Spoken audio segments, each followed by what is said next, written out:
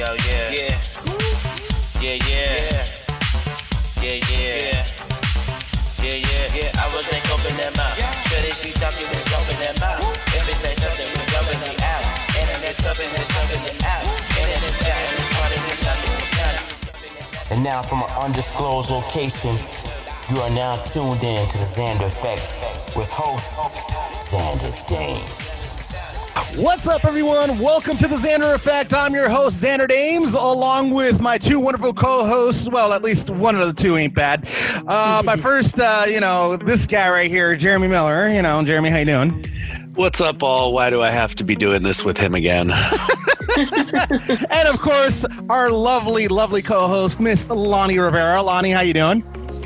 Hey, doing great. Happy Friday, everybody. Yay, it's the weekend's here. The weekend's here, and I'm here to unwind. Oh, wait, wrong thing. Wrong era. Anyways, welcome, everybody, to the show that brings you the latest in entertainment, sports, and video game news, and also interviews some incredible rising stars. Today in entertainment news, we have a few things to talk about, including the West Wing reunion trailer that aired yesterday for the remake. Well, they're doing kind of like a theatrical read of one of their episodes that aired back in 2002 called Hartsfield's Landing. And this episode, they're bringing back the entire cast of the West Wing. Martin Sheen, who plays President Bartlett, Rob Lowe, Dual Hill, Allison Janney, Janelle Maloney, Richard Schiff, Bradley Whitford, and so many others are going to be back. So it's going to be a great reprisal of everything that of that episode. I'm excited for it. I loved watching The West Wing when it was on. It was an incredible show. I mean, it showed us what the president and the rest of the staff goes through on a daily basis. All the stress that they go through, having to take care of not just the president, but also the various issues that arise from that may have been said from other politicians, fires that they have to put out, etc. I mean, it's crazy, the stuff that they go through. This particular episode, however, it's basically for charity. And it was shot actually in October. It was actually shot this month. And they all followed COVID-19 protocols, etc. It was shot at the Orpheum Theater in Los Angeles.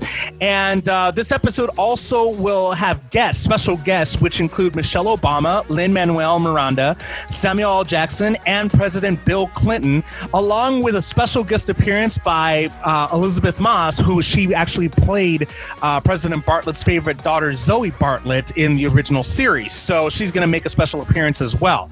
This episode is basically the theme of this. Actually, it's for the nonprofit organization, the nonpartisan nonprofit organization called When We All Vote. And it's co-chaired by former First Lady Michelle Obama.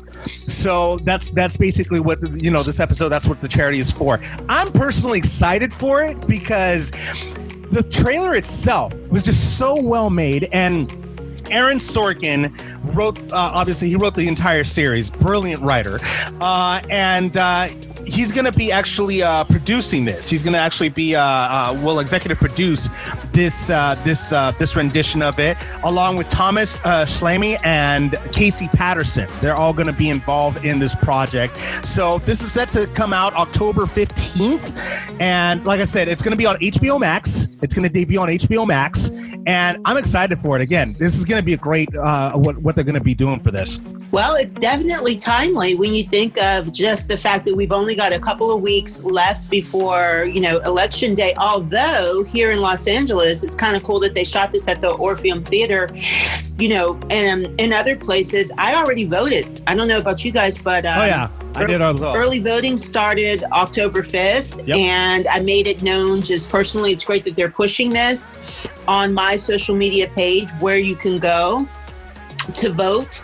And I have to say, when I went to vote this past Wednesday, there was hardly anybody there. It was super simple. I just didn't want to chance mailing it in. So I love the fact that they're taking this opportunity to take, this issue, which is such an important issue right now and so timely, and using the show to push it, since the show, as you said, Xander, you love it. So many people love The West Wing. Since it's so popular, why not? No, it's a great thing using their voice to, no matter which, no matter what you're voting on, no matter who you're voting for, we all need to get out there and vote, and that's a wonderful message. And, unlike you, Lonni, and this is not a criticism, I am actually mailing it in. I am very happy to see, I don't know if they did this nationwide, but I do know the mail-in ballots in California were each individually sent out with a tracking code, so that the second it hits the mail, you can actually track your vote and your ballot the entire way. So because I'm dealing with, I have immunocompromised people at home, I'm just trying to limit everything I can. I decided to go ahead and I wasn't sure if I would until I actually saw the ballot and I saw that it had the tracking code and everything else. I felt a little more comfortable doing it then. Up until I saw it, I probably was not going to mail it in. I didn't quite trust it until I saw it and read all the info that was provided there. So no, I think it's an awesome thing they're doing. People loved this show. I mean, this was a powerful show with amazing performers top to bottom. And my stepfather actually was very privileged to be an extra on that show for multiple years. Oh, that's cool. Awesome. That's in fact, had the government not completely messed up his green card by not renewing it, even though he filled in all his paperwork and did everything properly in time, he was to be hired as a regular on the last season. And unfortunately, because they screwed up his green card, they couldn't hire him. And it was quite heartbreaking because he was a part of that cast, even though just an extra for like 3 or 4 years. And that last year, they actually were going to give him some speaking parts and make him an official, cast member. So, yeah, this is a pretty special show. And from everything he told me about being on set was an amazing cast. People who treated even the extras with respect and care. And, he said it was quite a privilege to get to work with that many brilliant actors. And the thing, my question here is that who's going to replace John Spencer? Because John Spencer was president. He played the character Leo McAgary, and Leo was the president's chief of staff. And he was, again, John Spencer was an incredible actor. He passed away in the towards the last season of The West Wing. Actually, he was set to play the vice president of the new president that was going to be in office. He was pretty much elected to be the vice president of the new president that was going to precede President Bartlett in the series. And towards, I believe it was halfway through the final season, he suffered a massive heart attack that unfortunately, he took his life.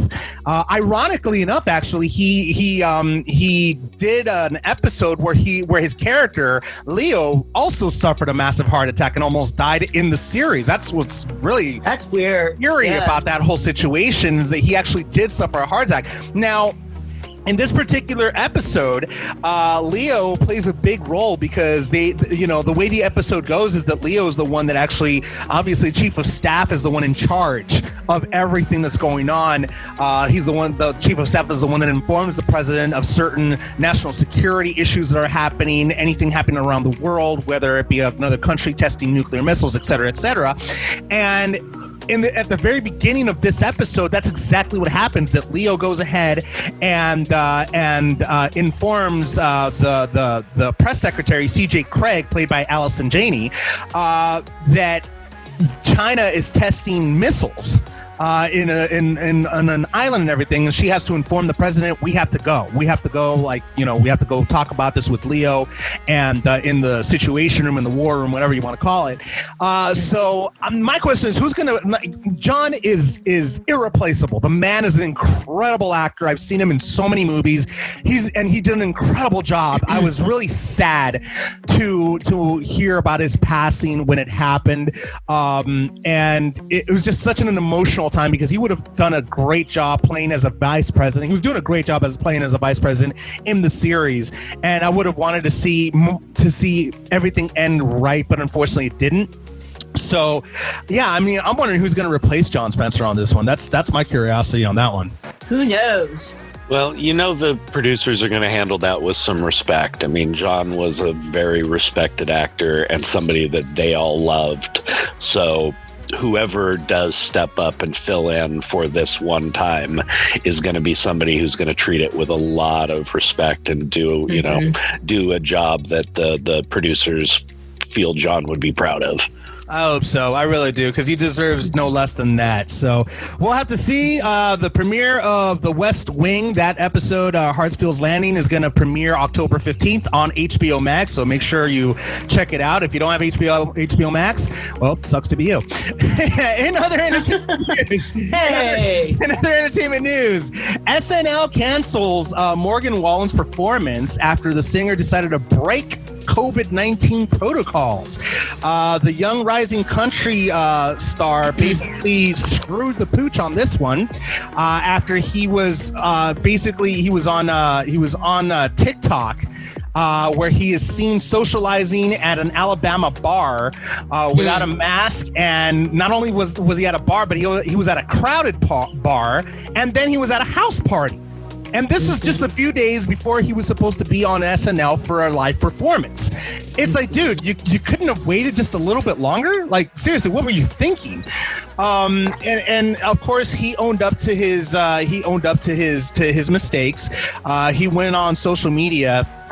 And basically, he said, quote, "I respect the show's decision because I know I put them in jeopardy and I take ownership for this. I'd like to apologize to SNL, to my fans, to my team for bringing me these opportunities, and I let them down. And on a more personal note, I think I have some growing up to do.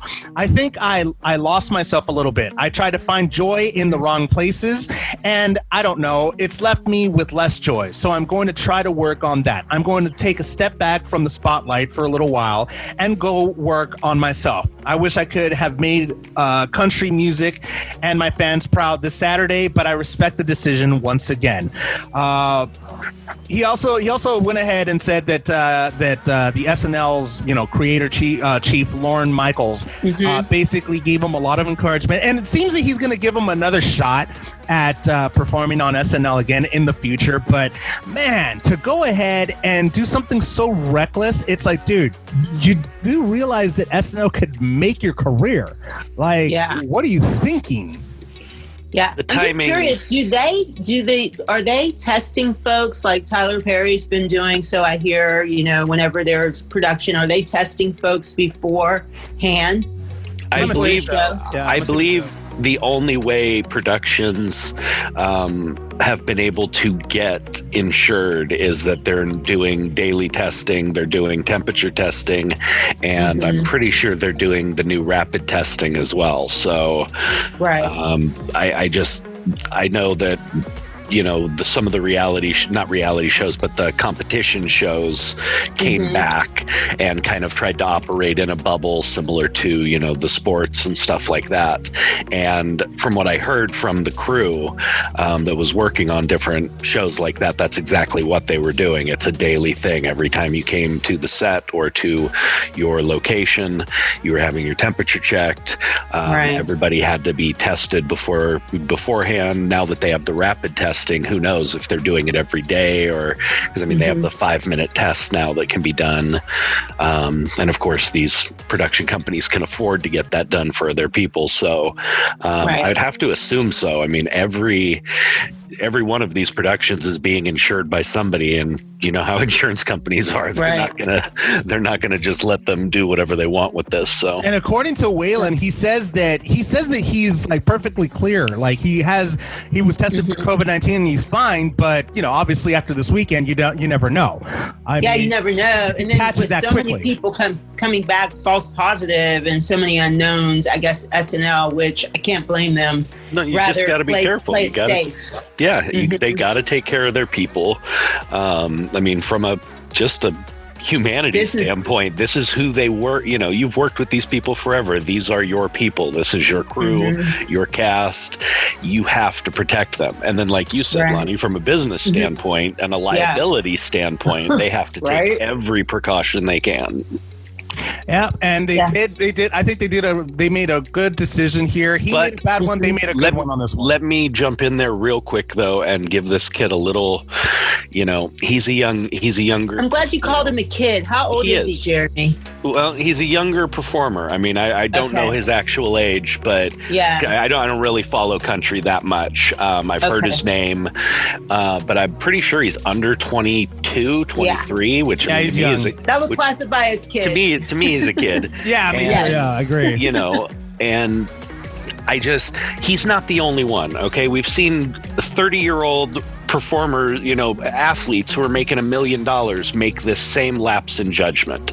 There's been, you know, NBA players, baseball players, and all of them have came out and said the same thing afterwards, that, you know what, I made a mistake. This was a bad call on my part. I should not have done this. I put my teammates at risk. So just because he's a kid and just because he missed an opportunity, you know, he's not the only one, and he's not just some dumb kid who blew it, you know. But at least he took responsibility for his actions. Absolutely. Which that goes a long way, you know, because there's many people that don't take responsibility, you know, for their actions. There's many people that do that, you know, that decide that, hey, you know, it is what it is, and they don't take responsibility for what they do. Something that can easily go ahead and damage other people, and that's not fair to the rest. It's like, dude, you know, it's not right. But at least he took responsibility, which I'm happy about, and that should go a long way with Lauren. Like, I believe that should go a long way with him, and hopefully they do give him a second chance, and they're able to like bring him on and have him do a performance. Because I mean, the kid deserves. Hey, I don't just FYI, you guys, I don't recall many country artists performing on SNL. There have been. Oh yeah, there definitely have been. Yeah, there've been a lot over time. I mean, they've had a lot of different guests from pretty much all the genres, but you know, I believe Jason Aldean and Toby Keith and Garth all Brooks, those guys. right? Garth Brooks, all of those guys, all the bigger names have all come through SNL at one point. Oh, have they? Okay. Yeah, well, what a missed opportunity, but I'm sure they'll hopefully bring them back again. I'm pretty sure they will. I mean, like I said, everybody makes mistakes. The important thing is that you have to own up to the mistakes. That's always what's important. That counts for a lot more than the initial mistake itself. So I'm sure that they're going to bring them back, so we'll see what happens with that. In other entertainment news, Master P is going to be honored at the 2020 BET Hip Hop Awards, and I think it's well-deserved. I think, Master P has done so much in the industry. I mean, he's basically, he sold over 100 million records since he built his record, No Limit Records in 1991. I mean, the guy is a philanthropist. He's been in movies such as I Got the Hookup, Soccer Mom, Gone in 60 Seconds. I mean, he's been in a lot of movies. I think he was also in the movie I can't even think of the Dark Blue. That's what it is. I was like trying to remember. He was in the movie Dark Blue. He was also in the sitcom Romeo. He was in reality series such as Growing Up Hip Hop. I mean, he even has breakfast items under the banner. He's got one that's called Rap Snacks. He's got Uncle P's and Hoodie Hoos. So I mean, he's done so much. He's like, and he's actually been like kind of not in the spotlight, for a long time. But it's amazing that he's being recognized by the BT hip hop community and everything. So that's really cool. He went ahead and said, quote, "This year, because of the pandemic, everything's different. I've taken this time to work on my packaged food products, my Uncle P's rice pancake, and the Hoodie Hoos cereals. I've been developing quality products with my team. I am honored to receive this award from BET. I am grateful." So I mean, that's that to me, like, I'm just happy that he's being recognized because, dude, I listened to Master P back in the late 90s, I mean, I was like, make him say, na na na na, I mean, that was one of my favorite songs. I was like, yeah, that's a hype song right there, So I'm really happy to see that he's being honored with this award. One of the things I appreciate and respect about Master P is that he really tries to venture off, and he's taken music like so many other people, you know, on another level, Jay-Z and so many other people, and really tried to brand himself as a businessman, and just the fact that he has employed a lot of people. So when we talk about films being produced, you know, I remember I Got the Hookup, and then I Got the Hookup 2. I think there's a sequel to it. And I don't know what happened to it, but I just know that in terms of being inclusive, he had almost everybody in that film. So, I mean, he's all about trying to give people an opportunity, and I love that. No, and like I said, I'm really happy to see that that he's being honored, and this is a huge honor for him. This is a huge honor for him right here, because he's been around for many years. He's been kind of under the radar for a long time, and you know, it's really cool for him to actually like come up. I wouldn't say under the radar. I'd say it's more of a choice, man. He's doing things behind the scenes. You know, you don't hear about what's going on daily with Dre. You don't hear about what's going on daily with Master P. You know, these are the guys who are, you know, yes, they were musicians. Yes, they did and still can perform and write and do great stuff. But they made the choice to help bring up and coming young stars, to help others create more music, to actually, as Lonni said, become businessmen in this industry. And you don't hear about that stuff. You know, you don't. I mean, those guys made the majority of their money in business, not in performance. And they are constantly making moves. You just don't hear about it. True. And I mean, and Master P, like you guys have said, you know, you guys have mentioned this, the fact of the matter that he's been working on his business, and he's an incredible success. I mean, many people like may not see it because he's not in the limelight all the time, but he's an incredible success, in my opinion. He's done so much. So I'm really happy that he's getting this award, and more props to him for receiving it. And I mean, I'm looking forward to seeing him accept it. Hopefully they do like a little montage of everything he's done, because it's really cool to like kind of like get that throwback in there. You know, it's like, oh yeah, I remember that movie. I remember that other movie. I remember that song. Oh my God, it's bringing me back to like so much, you know. You're such a fanboy. He's fanning out. I'm fanning out for that portion of my life, Jeremy. God, you don't hear me say, oh my God, I miss Growing Pains. I miss, you know, Ben. I miss, you know, you don't hear me. That's just what you whisper to me at night. That's a very good. You know what? Why you gotta go ahead and tell people stuff, man? I mean, why you gotta go ahead and bring up bullshit, man? What's the matter with you? In other entertainment news, we actually, guys, we have a special guest that we're going to be introducing here very soon. His name is Ian Guerin. He's been on the show before, and he's here to talk about his latest single, Chapter 2, which it's an amazing song, and I'm looking forward to chatting with him for a little bit. But first, here is Jason's Up and At It right here on the Xander Effect. Please don't do it. Please don't do it. Please don't do it. You know what time it is. We up and at it. We up and at it. Chase the pepper once we get it, gotta stack it. We up and at it. We up and at it. Chase the bag, run it up, I gotta have it. We up and at it, cause I gotta get to it, though. Poppin' tags, getting wop, yeah, that's all I know. Bankroll, say Jesus ain't a centerfold. Making cake, stack it up, yeah, I'm out the dough. I'm out the dough, rainy days without a raincoat. No excuses, no handouts, I ain't the scapegoat. Sunny days on the way, yeah, I'm thankful. But for now, deposit this into the bank, bro. These out here all the time. That got a check on my mind. Niggas out here wasting time. Get it right or get left behind. On my way now, going straight down. People play games, I don't play around.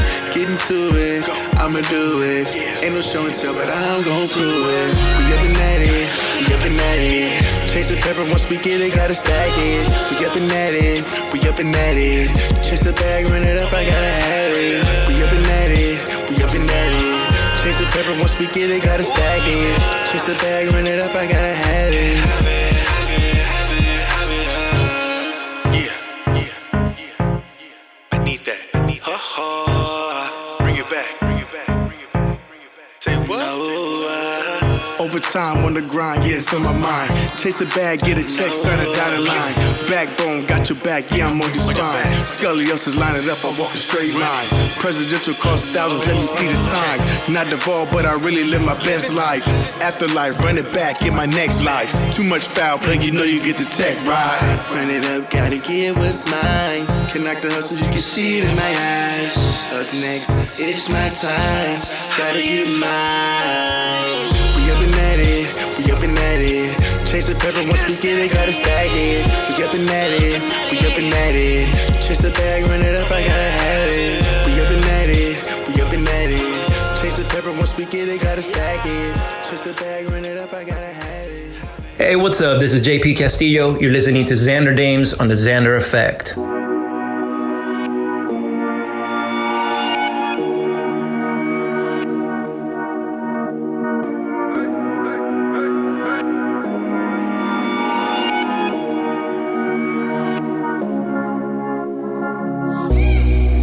Me dicen que te pasas hablando de mí, diciendo que sin ti no soy feliz.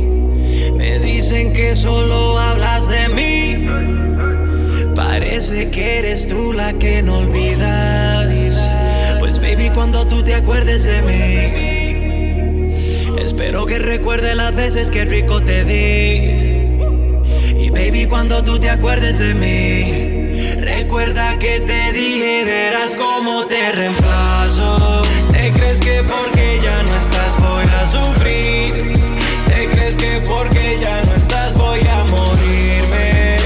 Ahora es que yo voy a empezar a vivir.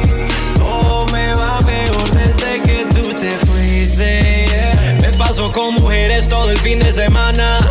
Si yo te di lo que tú querías, entonces ¿pa' qué tú me llamas? No te quiero en mi cama, no digas que me amas, que eso ni tú misma te lo crees. Por favor, deja el drama. Ahora me la vivo gastando mi ticket, VIP, mujer y botellas.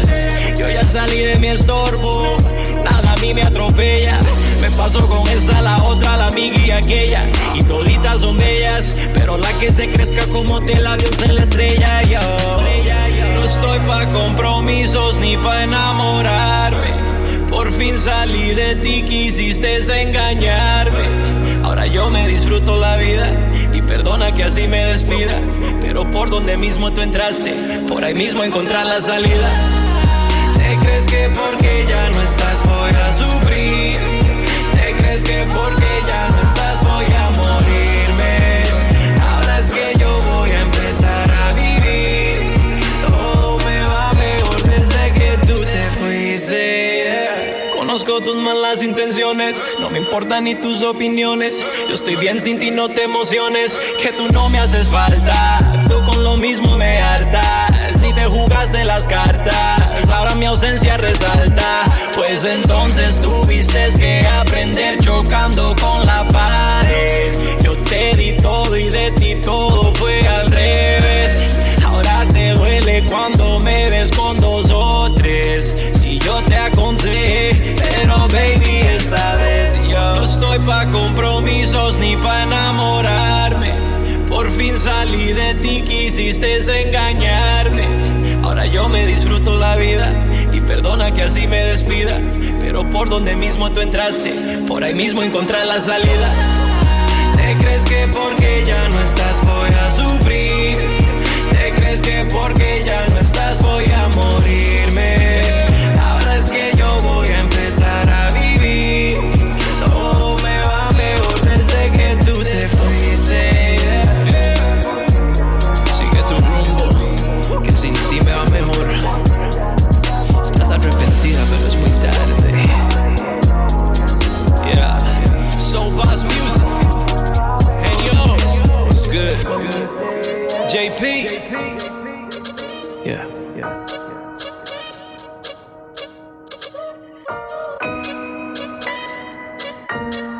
That was JP Castillo's Reemplazo right here on the Xander Effect. Now, folks, we have a special treat on the Xander Effect right now. We have rising star musical artist Ian Guerin's in the house. How's it going, Ian, brother? How you doing? Hey, man, it's doing perfectly fine. I'm so excited to be here on the show. Nice, man. Well, welcome back. I mean, last time I saw you was last year, actually. Almost exactly a year to the date, I think. Yes. I think it was almost a year from now, if not over a year from now. It's been too long, man. It's been too long, and I gotta say, dude, it's a pleasure always playing your music. I mean, your music's amazing, dude. I love playing it. I love having it on the show. And speaking of music, you got a brand new single coming out, Chapter 2. I mean, how excited are you about that? I'm so excited. It's been out for a few hours now, and the reception has already been warm. So I'm very excited that people are feeling the song as much as I did when I wrote it. Nice, man. Nice. So talk to me a little bit about, because obviously with COVID-19, everything's going on. You've been pretty much working really hard right now at home, right? Yes, I've been working at home for the past 7 months now. It's gotten a little hectic because,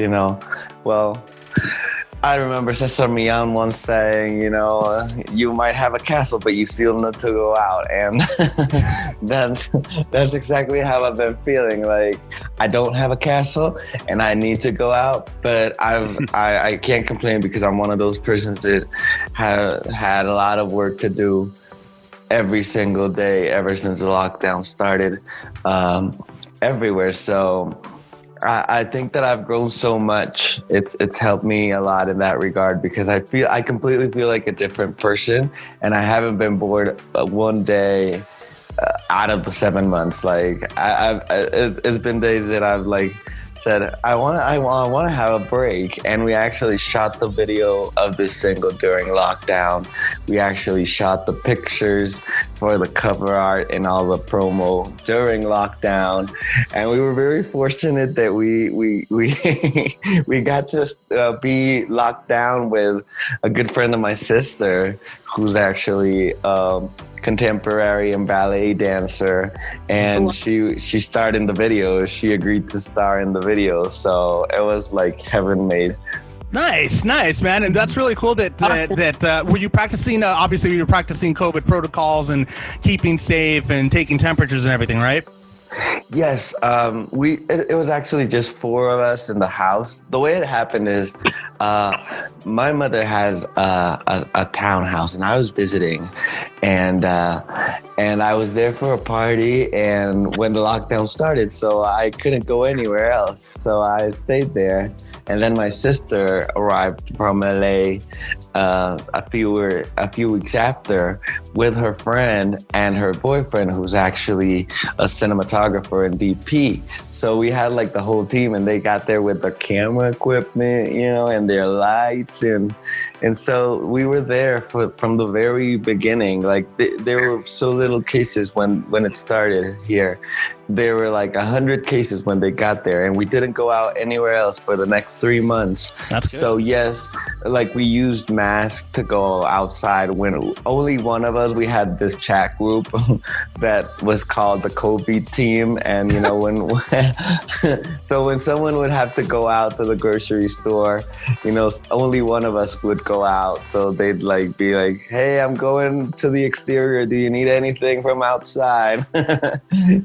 And nice. So we'd be very cautious in how we'd handle going out, but staying in, we knew that we were literally quarantined from the very first time that the country had only 100 people sick. So we knew that we couldn't get it from each of us, but we didn't want to bring it from the outside, and we couldn't go elsewhere either because it was risky. So my sister came up with this plan. She said, why don't, I was doing a lot of shows that I had to cancel, actually, a promo tour through LA, a second round of promo tour, but I did all of that online. And my sister came up with the idea. She said, well, we're here. I'm a director. I'm a screenwriter, Danny's a cinematographer. Lupita is a dancer, and you got music. So why don't we make a video? And we started planning the video, and it was a very cool experience, because it gave us both something to look forward to and something that we could do in the inside. So Wow, you were very fortunate to have all that at your disposal right then and there. I mean, it's funny because it almost sounds like you guys were like at a campfire, like, well, let's see here. We're all quarantined. You ain't got nothing else to do. Let's just go ahead and make a music video. Might as well. I mean, but that's really cool though that it all worked out for you. You have the new song, like I said, Chapter 2, and this song is actually, it revisits an old relationship, is from what I understand. And this time you're a little bit more wiser, a little bit more mature, and we've talked about this before, Ian, is how a lot of your songs are about relationships, either failed or successful, or broken hearts, et cetera, et cetera. And this time it seems that you're evolving to the next level of music as far as writing, heartbreak or heartache or whatever. Yeah, like I think that this record, Irreplaceable, the one that houses the album, is like the main thing that it has is that it talks about fallen relationships and how I got over them, and how I don't say that these songs are all the way like uplifting and happy, but they do uplift you in the way that they all have a message where I survived love. Because I see, in this era, a lot of people, especially, people that I see in social media or elsewhere, but especially in social media, that, they're all going through things in love, and they all have these memes like, oh, if I only had this woman, this man, if I only could get a bouquet of flowers, if I only had someone who told me that I was beautiful in my pictures, everyone longing for some kind of love. And the one thing that all the songs in the album have in common is that I know you can long for love, but I know you won't die of love. You may suffer from heartbreak, but sometimes the ego, and this is something that I learned making the song, that sometimes the ego hurts very similar or more than the heart. And you got to know the difference, because when the heart aches, you just don't want to wake up. You want to be laying in bed. You're not like crying in tears and posting memes on Facebook. You're in bed, feeling awful. You just want the day to go through and the next day to go by too, till it goes. My producer used to have this very romantic saying. He said, you'll see a lot of moons before you feel better. And I believe that. And when the ego hurts, you just want people to give you attention because you feel like you weren't validated. And there's a difference. And that's what this song is about. Like, I learned that when I was in this relationship, this girl appears a lot in the record, by the way. Really? Yeah. Do you mind me interjecting? Does heartache though make the best songs? Yes, definitely.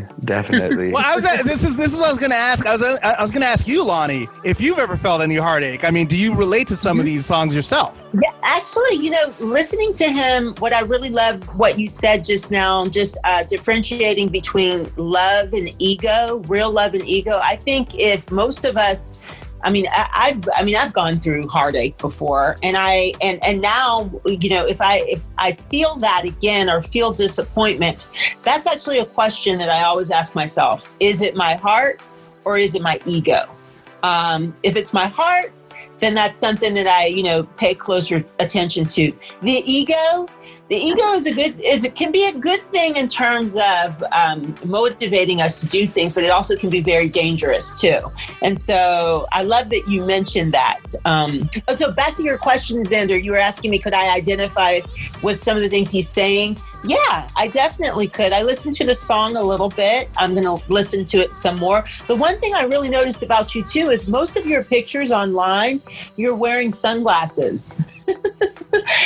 I mean, how many times have you lost your sunglasses? I guess, how many pairs of sunglasses do you have? I know that's just kind of a fun little question, but I just noticed most of the photos of you online, you're wearing sunglasses. I have over 10 pairs, somewhere around that. Okay. What I do is that I use them for a period of time. I have like my classic black ones, which I always use. And then the ones that are like what I call temporary, you know. I just use them for a while, and then I give them to someone that actually wants to have them. You know, I don't like to stash them there and say, I don't want to be one of those artists that has like 100 pairs of shoes. You know, I always see this online, and I'm like, you know, as an artist, you get a lot of gifts. Like, I don't get a lot of gifts, but I get some gifts. And, you know, sometimes, and I don't like to be too crowded. So I say, like, what am I going to do with all this stuff? Like, and so I figure, well, I'll use it for a bit, you know, and then I'll give it to someone else who wants to use it too. And, you know, probably can't or doesn't want to get them, you know. We'll see. Now that can you I said interject that, for 1 second? I was gonna actually. Well, real quick, Jeremy. I was gonna say, you know, I think Jeremy might want a pair of sunglasses because he loves sunglasses. So, well, I was gonna go ahead and get it over there. But I lose them constantly, so please don't send me any because it would be a waste. That's why I buy dollar store sunglasses now, because I know they'll only last a week. What I wanted to ask Ian was, is that a conscious choice? Is it a stylistic choice? I may be getting too deep with this, but is it a stylistic choice to, you know, more to wear the glasses more, or is it something more than that? I mean, they say the eyes are the window to the soul. Are you specifically kind of hiding that in your pictures and stuff like that, or is it more just aesthetic? I like the synergy going on in this interview because I was just going to say, you know, when I was first asked, I was just going to say, you know, the eyes are the window of the soul. and yet I think that, first of all, when I go out with girls, the first impression that I like to give them when I get where we're going, is for them to see me in shades, because I think that they enhance my overall look. But it's also a way to protect myself. You know, for a very long time in my life, I was looking for validation. As I said, this song is about that, where I am not looking for validation anymore. I was looking to love her right. I was looking to give her the love that I think she deserved and I deserved to be given, and that I noticed that I hadn't given her the first time around. That's what the song is about. But I wasn't giving her that kind of love because I was looking for her validation. So I came in, and this is, I think this is a specialist that I heard on this show talk about that once, that he said that, you know, people settle for less than extraordinary when they come into a relationship looking for validation. And so, yes, I use the shades as a way to protect me from, you know, just getting too connected on a first interaction, because I've been hurt before. I've been hurt a lot, and it was my fault all the time. I'm not, you know, criticizing those girls. They could have treated me better, you know. But as Mariah would say, we love everybody, and I'm not criticizing them. But yes, they hurt me a lot, and I was very hurt throughout the first love years of my life. So yeah, the shades they don't only make me look fine, but they help me, you know, they help me feel protected. One thing that happened, and this is just a quick story, one thing that happened with this girl in this particular song is when I got to meet her, I came up to her door with a rose, and I told her, "Hey, neighbor, I'm happy to meet you," right? And she ripped off my glasses, and she said, "I think I know you from somewhere." And I was like, "Yes, I said that I'm your neighbor. You've probably seen me around," you know. But I was there to cover up my eyes, and this is something that I do in the videos a lot. But it's also become part of my personality. Like, people know me with the shades on. So it's one of those things where I started doing it for protection, then I started looking good, and then it stayed because people don't recognize me without the shades. So it's like the mask in Michael Jackson's Kid. They can go can go anywhere without the mask. I can go out without the shades. No, and I think you joined. No. Yeah, I think you join a lot of other artists who feel the same way. When I think back, like Prince wore shades a lot. He would wear his shades a lot, and I think like a lot of other, Michael Jackson did. And I guess it seems like with so many of you, there's this shy side. Yeah. Very shy. That's the reason I'm so happy Lonni is here on the show, because we get to get a female's perspective on all these types of things that us males, the insecurities that the male psyche goes through, as far as trying to interact with a woman and trying to talk with her or trying to say that, and speak for yourself there, buddy. You know what? I wouldn't even know what your language is. All right, Jeremy, I wouldn't even know how to speak for you. Okay.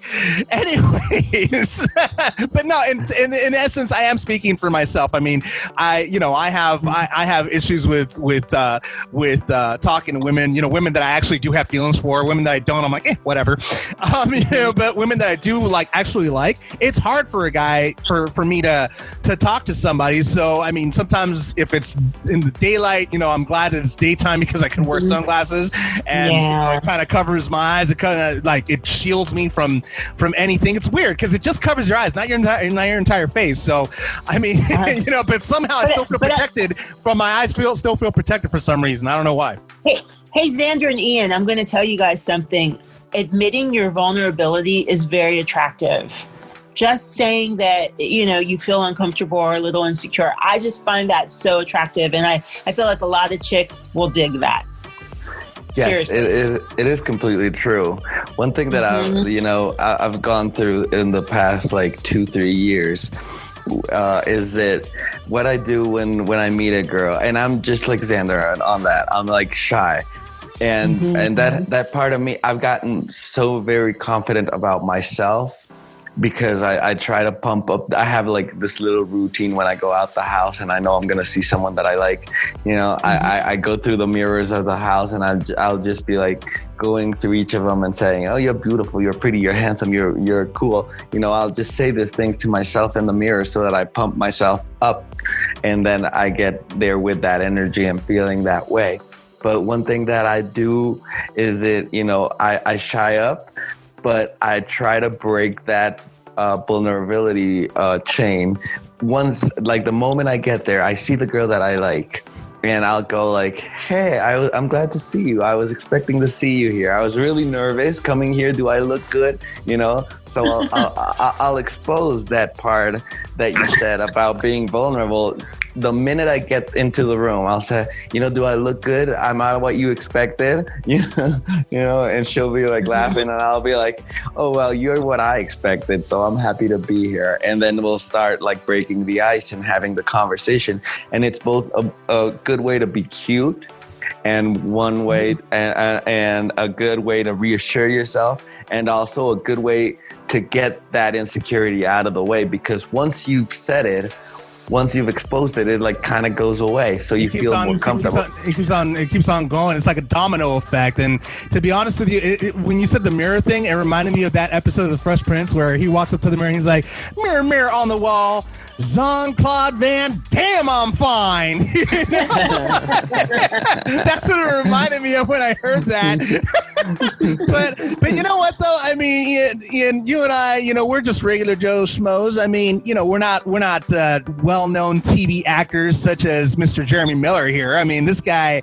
I mean, it's not as easy for us as it is for you, guy. Well, yeah, but I had nothing to do with that.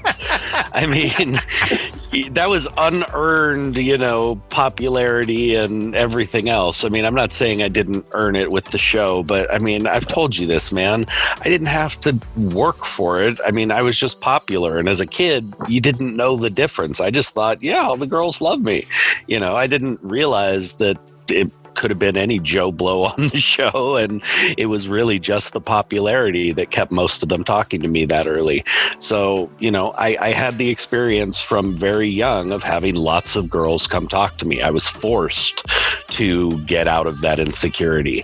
I didn't have a choice. I was being bombarded constantly with people, wanting that attention. I'd go to a new school, and every girl in the school, and I'm not bitching, I'm not trying to brag, I'm not none of that. It just was a reality. I'd go to a new school, and every girl at the school, before I'd even spoken to them, wanted to be my best friend or wanted to date me or wanted to, paid an inordinate amount of attention to me because of the show. And on the flip side of that, it did not make me a lot of guy friends. Bad. You know, Right. So this was not me. I was just so suave and all the girls had to come to it. It was just the popularity of the show. We were one of the top 3 or 4 shows in the country at that time. And it forced me to learn to talk to girls. It forced me to learn to talk to anybody. I have social anxiety disorder. I still, freak out when I have to go in big groups and things like that. But I was kind of forced into the position to work through that. And it became easier for me because I didn't have a choice. See, you're talking about one of the guys that didn't like you. I'm one of those guys. I still don't. Well, we know this. I didn't ask you to like me, but you love me. That is very true. That is very true. So, Ian, I mean, going back to your single, I mean, you have this incredible song, Chapter 2, out right now. Actually, it's out on all major platforms right now. You also have the music video. You released both of them simultaneously, right? Right.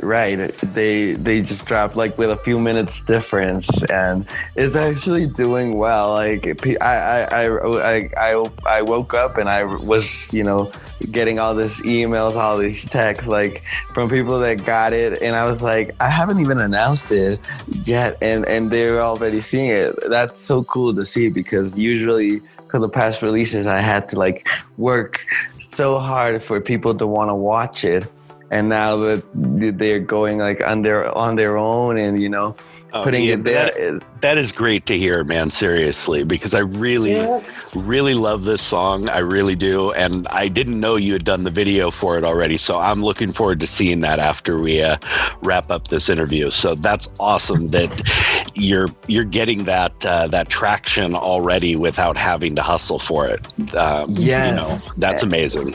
Like I got an email that it's already the video of the week, and it's super cool because we did this video with so little stuff. Like it's literally one of those cases where talent is your biggest asset. We had some lights, we had people who knew like how to do music videos, and an incredible dancer and the song, and that's all it took. And one thing that is cool for people listening to go and see in the video is that it's the first video of mine that takes place at night, because my sister said, we have a lot of big spaces, but we don't have a lot of good frames for what I want to do. So we'll play with the night, we'll play with the darkness, we'll showcase only the things that we want to showcase, and for that we will use the night. So you'll see a lot of colors. They did this cool stuff that they had like this underwater lamp. So they'd go inside the pool and they'd put some color filters on it, and they'd project it into a white wall, and they'd have me there stand, and it's all during the night. We shot this like from 1 a.m. to 4 a.m. like for 4 nights. Man.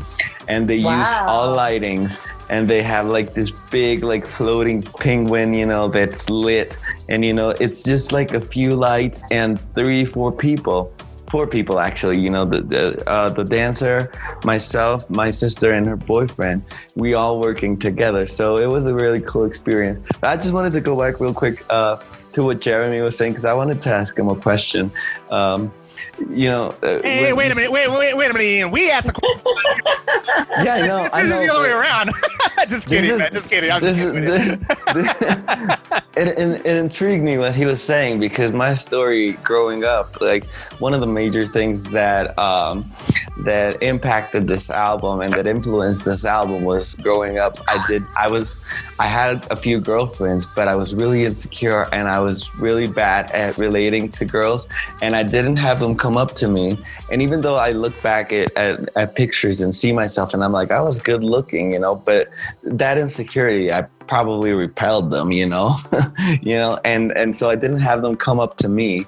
So and it affected me growing up, and I had to change that like completely, like a 180-degree change when I grew up to become the man that I am today. That's just a coincidence that it happens in the song that I'm premiering here today, but it's true. Like I had to completely change that insecurity to be able to stand, to relate to girls the way I relate to them today. So my question was, did having all that attention at a young age impact the way you handled your romantic relationships growing when you grew up? It absolutely did. And that's, I just really relate to what you just said, because those insecurities, while I did have that attention, those insecurities didn't go away. And they affected all of my early relationships. Like you said, I had a lot of growing up to do. And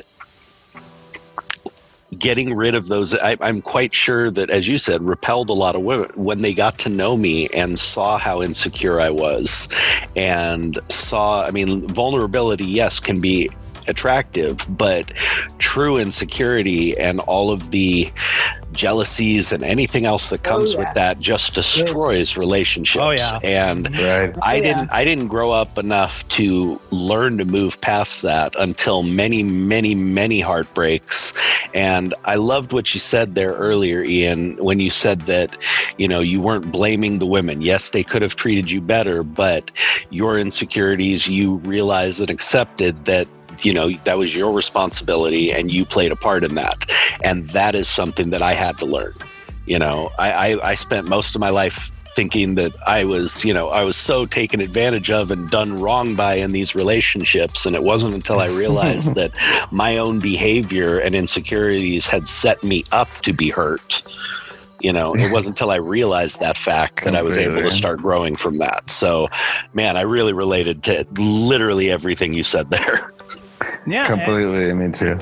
And that's the thing. And that's the thing. Is like, it took me a long time to actually grow up from those insecurities as well. Because I mean, I had those issues where I would be jealous for nothing, and it got to the point where I finally grew out of that. And I was like, you know what? If she's gonna cheat on me, she's gonna cheat on me whether I want her to or not. Whether, you know, because that's just going to be her. But me being jealous and me, you know, making these assumptions is just going to push her even further away from me. So the best thing to do is relax, just have a good time, and just trust the person you're with that they're gonna be good with you. That's just it. It's got to be trust and communication. I hate to be a cliche, but that's the truth. But you do it so well. I do it so well. You already know that, buddy. You got me. You know me. See, this relationship I have with Jeremy is one of the best ones I've ever had. You know. I tell you, what's refreshing? You know what's refreshing, guys? I'm the only female here, and you guys, 3 men, are being so transparent, at least you seem to be, and so honest about, you know, about your personal lives. And I just think it's kind of cool, because what you're saying, it's just, this is stuff that I normally hear from my girlfriends. We talk about this kind of stuff, you know, being vulnerable and your expectations in a relationship and things that happened to you when you were a child that shape you now and what you expect from other people. It's just nice to hear guys talk about it. Well, I just got to say one thing about that. Guys, she's fallen for it. It's all good. There we go. We got her. we consoled her on it. Yeah, I'm glad it's working. I'm just kidding. No, but I mean, this is the thing, is that, like, you know, guys are always, you know, most guys are always, they're pretty much characterized as a certain type. But in the end, we're all human. We all have the same emotions. We just express them in a different manner. And we do it at the worst time. That's the worst part, is that we do it at the worst time, you know. But we all have the same emotions. We all have. That's the reason why I'm like, it sucks in the dating world, because you have, you know, a woman that's been scorned, that's been jaded from a previous relationship. So she decides to do the same thing that her ex did to the next guy. Because of that, the next guy that didn't deserve it is going to look at that ex the same way and do it to the next girl. And it's a vicious circle that keeps on going around. It doesn't stop. So it's like, you know, you got to end that vicious circle eventually. But to find out who you're going to be able to end it with, that's always the trick. That's always the part where it gets a little bit hectic and you don't know where to go. So it's just, you know, like I said, we all go through the same emotional, you know, turmoil in relationships, love life, whatever you want to call it, that everybody goes through. We just have different ways of expressing it, I suppose. Right, completely. And we got to learn to tame our demons. And this is one thing that, you know, when my sister told me, you know, we think that if we're going to make a music video, we should make Shepherd too, because if it is the one that fits the concept best. I was like, okay, I like that, because I was so sincere about it in that song. I said, like, and this is actually, like, I remember this girl, she did me well, and I don't mean that in a fun, porn way. I mean that in a bad, heartbreaking way. Like, we dated for a while, and then she ghosted me. That's how it ended. And even though she lived really close to my house, you know, and I could, you know, see her come in and out, literally, that's how close she lived. I never wanted to go there and, you know, knock on the door and say, hey, you ghosted me. I thought that, you know, if she stopped talking to me, she just didn't want to have to do with me. And no matter what her reasons were, I wasn't going to go and insist, because I remember one of my friends from high school telling me once, you know, my ex-boyfriend came over today crying, asking why I had broken up with him. Ian, I had respect and admiration for him till he did that. Don't ever do that. And I remembered that all my life. And so I refrained myself from going, and I didn't go. And so when, of course, you know, I met this other girl, and my sister always told me, and Lonni can tell me if this is true. Like, my sister always told me, you know, if you really want to get back at a girl, date one that is completely the opposite physically to what she is. Because if she thinks that you got with a girl that looks similar to her, then she'll be like, oh, he got a double of me, you know, he's still not over me. But if you get someone completely different, she'll be like, oh no, I gotta end this, I gotta break him up. And that's exactly what happened. Like, I met a girl at a wedding, and my ex she was like dark skin and brunette, you know, and I got with a girl that was blonde. I didn't plan it that way, but it happened. She called me 3 days after seeing the picture, and she reconnected with me, and then she ghosted me again. So before you tell me if that is true, what I was about to say is that that's why you see the line in the song that says, I've tamed my demons best way I can, because when she ghosted me for the second time, I was starting to get anxious. Like, why is she not replying to me again? Oh, she's going to do it again. So I figured, well, I'll put this line here. And that's how it got there. Like, and that's why it talks about the inner child. Like, you know, I've gotten so far in my self-esteem process, like, that, you know, and she's overturning everything now. And, you know, so I had to, you know, go back to my inner child and say, hey, you know, calm down, man. It's going to be fine. It wasn't fine in the end, but is that true? Okay, so your question, Ian, was, we don't want to see our ex with someone who, if we see somebody who's very similar to our look, then it means you're just trying to replace us and you're not over us. That's what you're saying? And then if you get someone who's completely opposite, then that means you're really moving on. I mean, I have to say, I like it just personally. And I know I have, what I've learned is that, and trust me, I've been that person before, that I really don't have any control over whoever I dated, who they date next. But I have to say, just, I find it refreshing when guys are just attracted to whomever they're attracted to. If I see someone who's attracted to me, but then they find somebody similar to me after, then that just makes me think that there's a type. So I kind of like it when they're just open to whatever. But if you still have feelings for somebody, I'm going to be honest with you, whether you ghost them or not, whatever her reasons were, if it was just ego to hook back up with you and then ghost you again, I just think that when you have feelings for somebody, you kind of don't really want to at first see them with anybody. It doesn't matter if they're brunette or blonde or redhead. It just doesn't matter. When you're over them, when you're really over them, it doesn't matter. They can date whomever. You just want them to be happy. Right. But in your soul of souls, you want them to die. Yeah, she probably did. I've run into her a couple of times. Yeah. Man. Ever since, and like the last time was like a few months back, and I was gonna get a haircut, so my hair was all messed up, and she was with her new boyfriend. And I always, when I come to this house, I like, this is my parents' home, and I always like to, you know, go out looking well. So if I run into her, like, she'll see me at my best.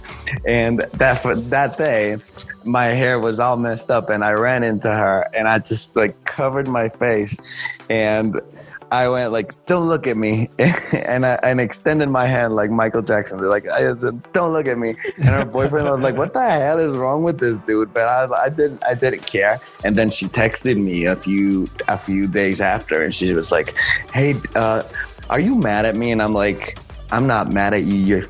You're not even in my life." And she was like, "Oh, well, you don't have to be mean." And I was like, "I'm not being mean. You walked out of my life." You're like, I'm stating a fact. I'm stating a fact, dude. Like, I'm just saying. Yeah, right. It's just it's crazy situations, man. Relationships are freaking just crazy in general. That's why I stay the heck go away from them. Well, more truthfully, they stay away from me. But that's beside the point. So I mean, I gotta ask. I was wondering about one thing involving going back to your song and the music video. Do you normally do both simultaneously like you did with this one, or is it usually one or the other first? I could call it normal now because it's been like that for the past like 2 or 3 videos. I didn't do it like that before, but that was because I just put out the single and then we'd come up with the idea and it would take so long. But now it's simultaneous, and I think it's also because, you know, the industry changes. And back when I was first doing music videos, people didn't release the single and the music video simultaneously, but now they do. So I got to keep up with that. Nice. And of course, the album's called Irreplaceable. It's got the song is in there's called Chapter 2. Now, do you have other songs that you're going to be doing music videos for as well? Well, there's Feature in Your Life. We had that in mind, and we had A Different Affair just because people just seem to love that song, and I love it too. They're both of them are some of my favorites from the album. So we had that in mind, but I'm also trying to like put together new material because I got like songs that I've recorded a long time ago and that are actually really good. Like, actually, this is like a fun fact about me. My favorite songs of mine are unreleased. So I'd like to put out one of those.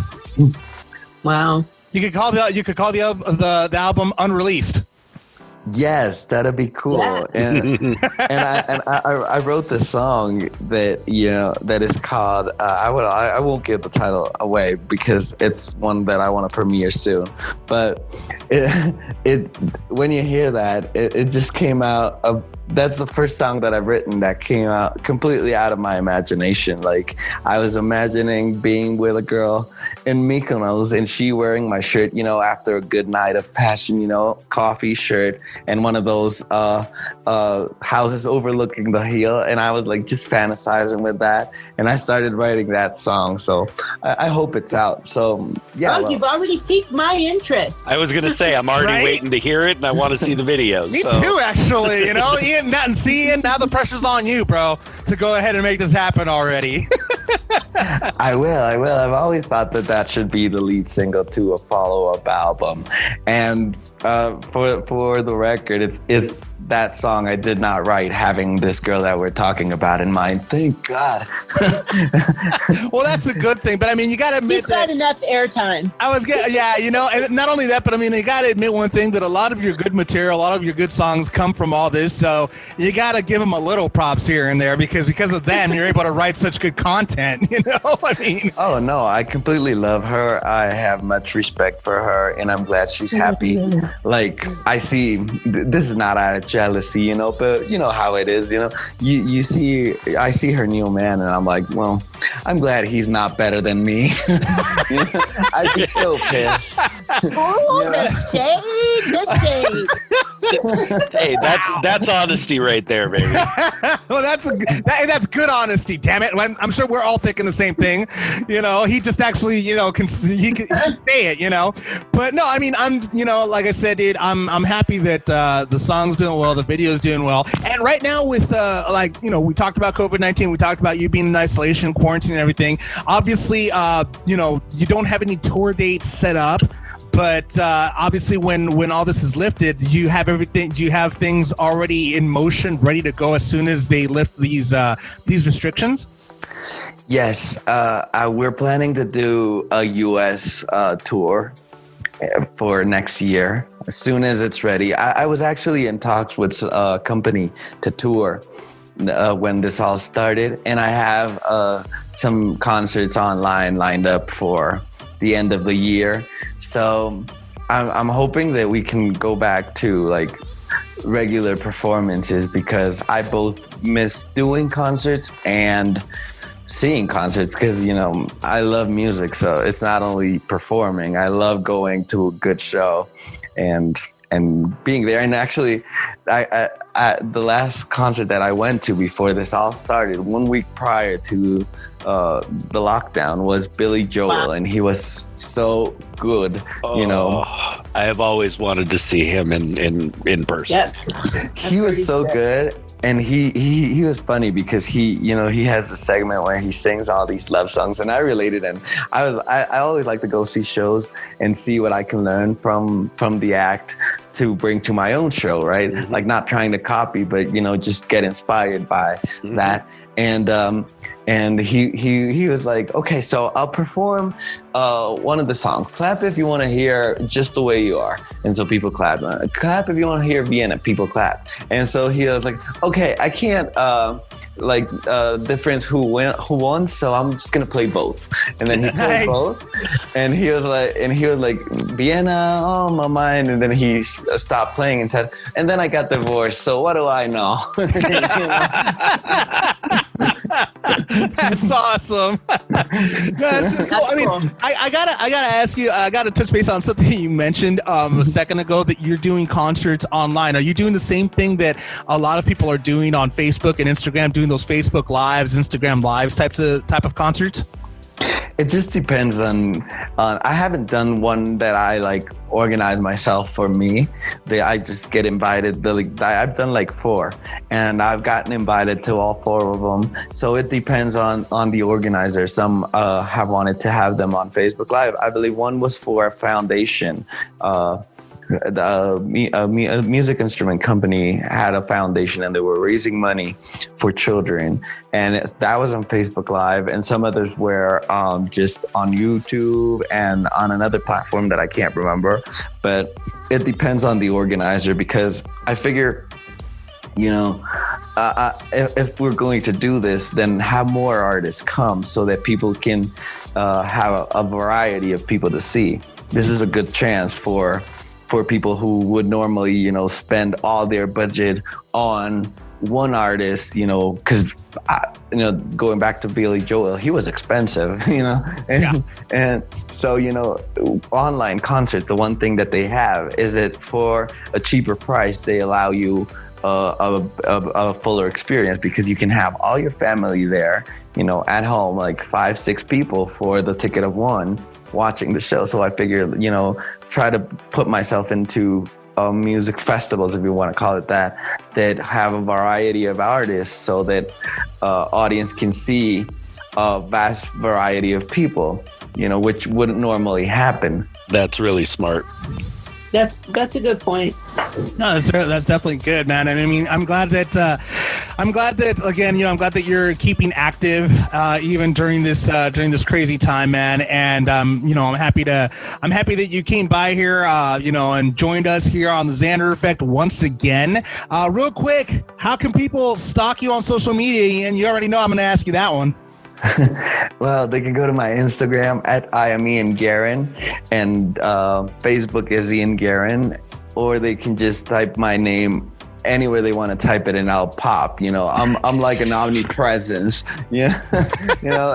On all streaming services, if you go and type Ian Guerin, I'll pop. I'll be there. But mainly Instagram. That's I've told you this before. It's my favorite.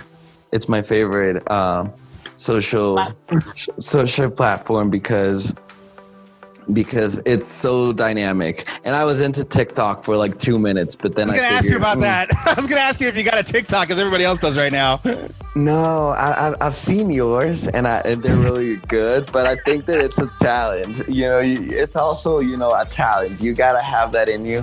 And no, Ian, it's me being bored. Jeremy could attest to my lack of talent. I was going to be nice. I left that one out. I don't have to jump on every opportunity you give me.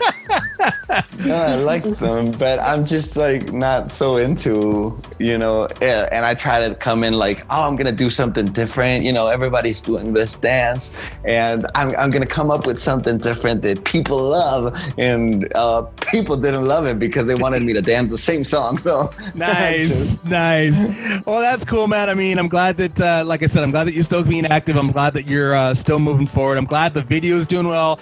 Again, the song is called Chapter 2. It's part of the Irreplaceable album. It's out now. You guys got to check it out on all platforms. And, Ian, glad to have you on here. Hope to have you on again with some new music, man. Thank you so much for having me. I had the greatest time. Nice, man. Nice. Happy to have you.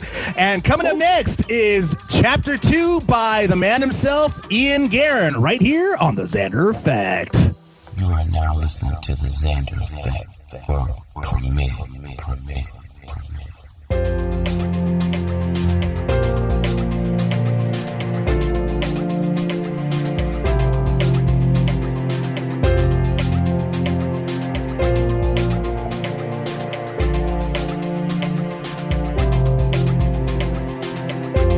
It's been years since the last time we went to the mall in between class.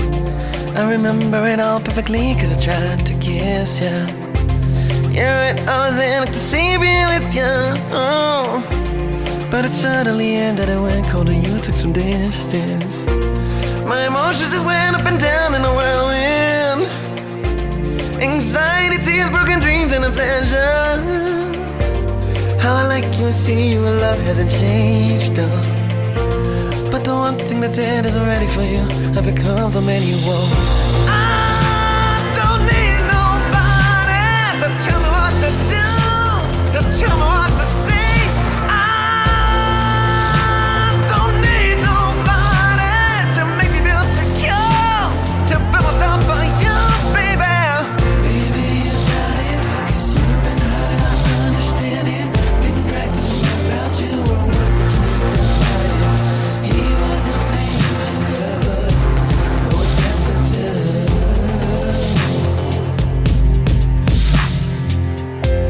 I've tamed my demons best way I can.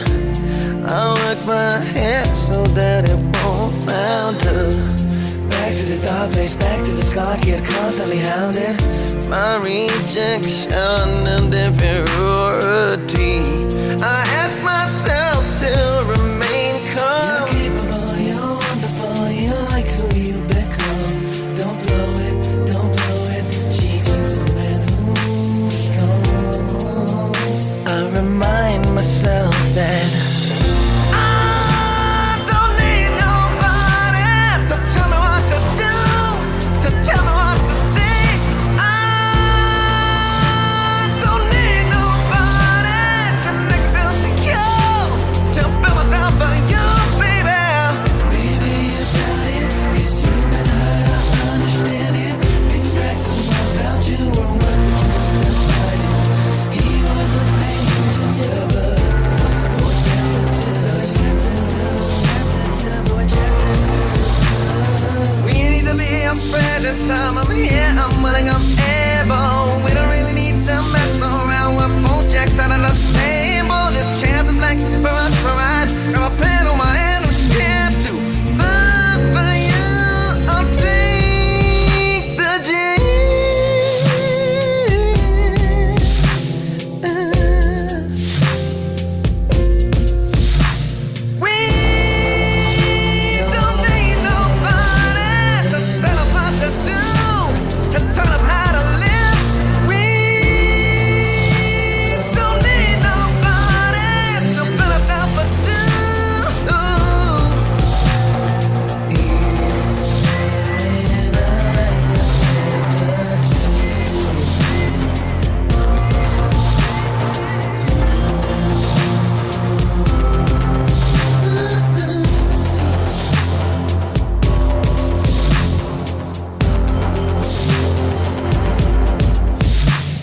Once again, that was Ian Guerin's Chapter 2 right here on the Xander Effect. You can go ahead and catch that song on all major platforms. Make sure you catch his music video on YouTube.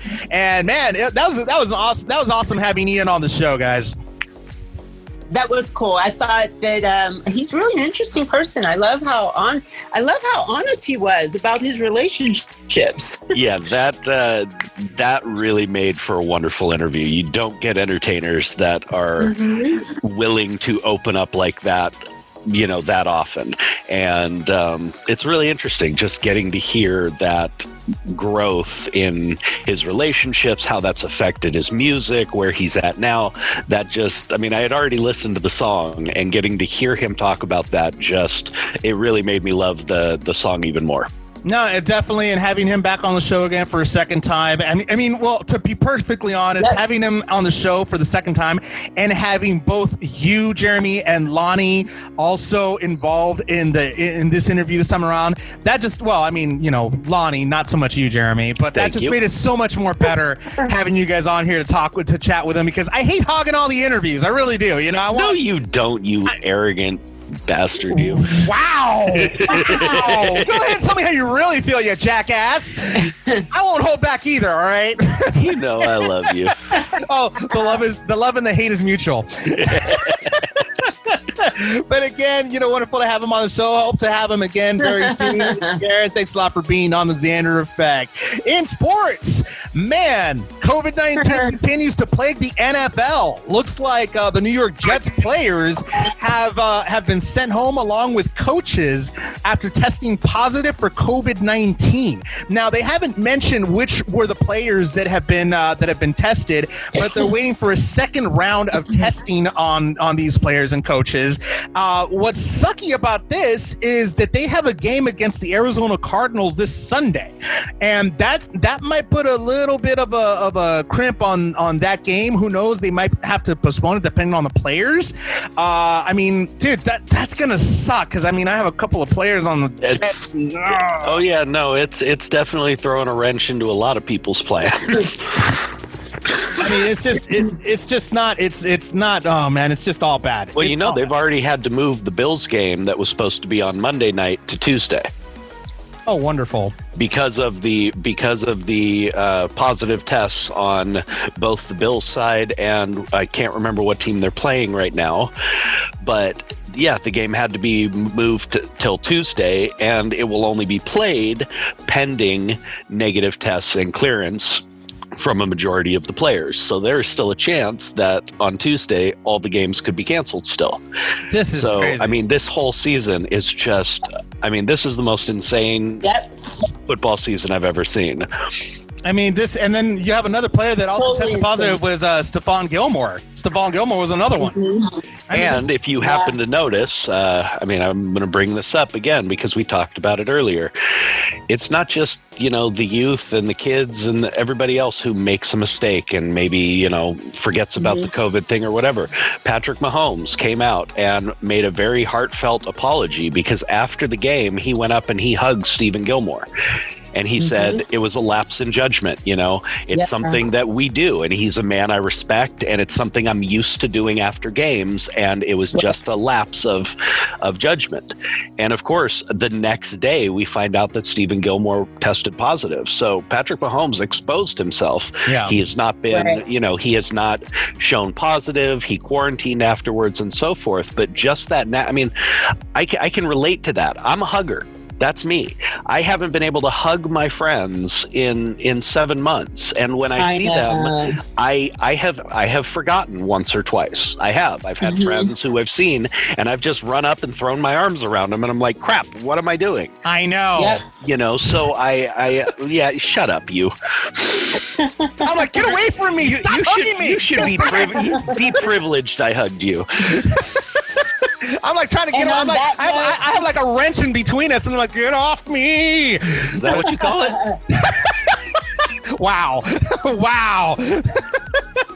But no, Lonni, what were you gonna say? I'm sorry, we're in our shenanigans mode. I've been for a long time when it first started. I was like, I'm sending a virtual hug to everybody, but then after a while, that just seems so like hokey and insincere. So it has been hard. I have to say I have hugged a couple of people, but I've been pretty good at just trying to keep a distance. I mean, there have been some friends where I have been like in town or in their neighborhood, and I didn't even let them know that I was there because I just thought that it would be weird for me to see them and not do the things that we used to do together, you know? So I almost would rather not even see them under these circumstances. It's tough right now. I mean, not being able to have physical interaction with people that you love, people that you're close to, family members, loved ones, etc. That's just so tough. That's just so tough right now. I mean, but unfortunately, we have to like, you know, maintain that decorum right now, and it sucks. It really sucks. Absolutely. I mean, and as heartbreaking as it is, it's brilliant to see so many people taking it seriously. I mean, we've all seen the pictures or the videos of, you know, the young girl standing outside her grandmother's house celebrating her grandmother's birthday through a window. You know, a closed window and stuff. I mean, it's heartbreaking to see, but people are taking it seriously and they're doing what they need to do and are still finding ways to live their lives. Mm-hmm. And you know what? I mean, that's the important, that you actually hit the nail right on the head. That's the important part. Live the life. Right. You know, that's the main phrase right there. Live, survive, you know, and unfortunately, if it means that, you know, we have to like be a certain way for right now, so be it. But at least we're alive to go ahead and be alive long enough to see a good future for all of us. So be alive enough to be able to hug that person a year from now, you know, to be able to interact with them a year from now, if and when things get better. So that's the important part. But I mean, going back to this story right now, according to General Manager Steve Keim of the Arizona Cardinals, he said, quote, "All plans are the same until someone tells us to change. So we'll fly out Friday and hopefully play on Sunday." So as far as the Jets-Cardinals game goes, looks like it's still going. It's still going to happen.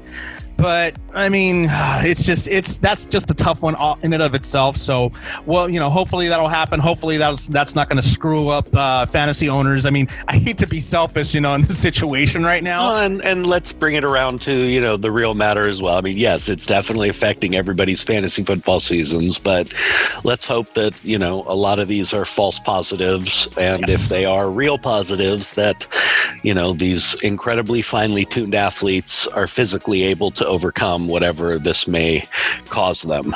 So, you know, definitely hope everybody comes through it okay.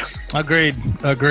In other sports news, the Dodgers go ahead and sweep the Padres. Send the little brother home without dinner. Ooh, that's just nasty. 12-3? Well, that's putting an exclamation point on it. all their antics, all their BS about how they're going to dethrone the Dodgers, you know, all this crap, all their shenanigans, throwing the bats and acting like idiots on the field. It was just rather sweet to send them home. No, but really, tell me how you really felt about that one. Well, you know, I mean, next to the Giants, there are very few teams I dislike as much as the Padres. You know, you don't like the Giants, Jeremy? Are you kidding? Oh, the God, San Francisco no. Giants.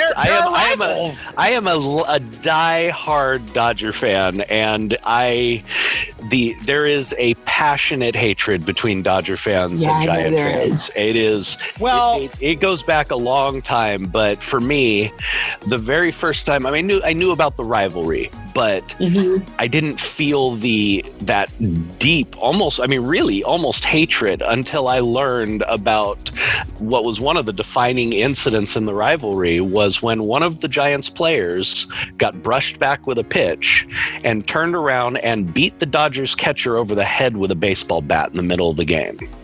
Wow. Yeah, that definitely did it for a lot of people. I remember that. That was a defining moment in this rivalry. So, but you know what, though? I mean, now with what happened with Houston, do you think that the rivalry's kind of shifted over towards the Astros now? I don't think it's shifted really. I think there's definitely a animosity there, but it's the kind of thing. They absolutely cheated. They stole a championship. But I believe that this is the type of thing that would be washed over with by the next time they're already in the playoffs. If we get to meet them in the World Series, the Dodgers are coming in with a chip on their shoulder, and they're probably going to whoop their butts. I would bet that it's let go after that there's not really that much animosity among the fans after that. There would be vindication, there would be whatever. The Giants, that's just a different thing, man. It dates back to New York. I mean, it's very personal, and it was, dating back to them sharing the same borough basically back in New York and splitting their fans and then coming to California together. It's a very personal rivalry. And as much as I'll compare it to this. USC and Notre Dame are big rivals. Yes, they are. But USC fans and Notre Dame fans don't have much animosity for each other. They have a lot of respect for each program. Very true. USC and UCLA hate each other. That's a different story altogether. Hate each other, plain and simple. There's no, because of the proximity, because of everything else, there is a deep dislike, a real natural dislike, and a lack of respect for that other team. I don't know. I don't know what you're talking about. Of course you don't. I respect you.